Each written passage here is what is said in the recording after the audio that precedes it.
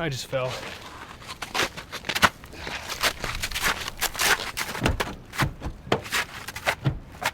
Gonna do a double check to make sure I got everything, and then we're gonna make our last hike over.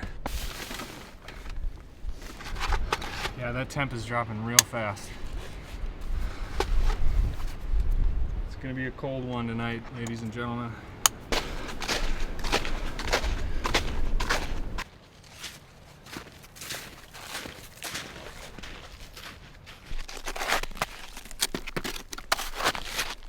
I'm gonna have to take care of that tree, bring it back to the cabin, chop it up for firewood. It's really starting to come down now.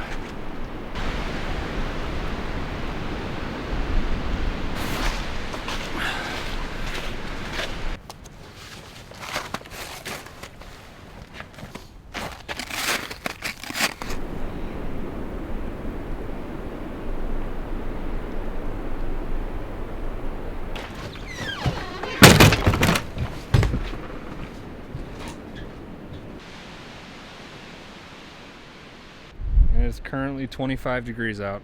Guess we better make the cabin nice and cozy for tonight.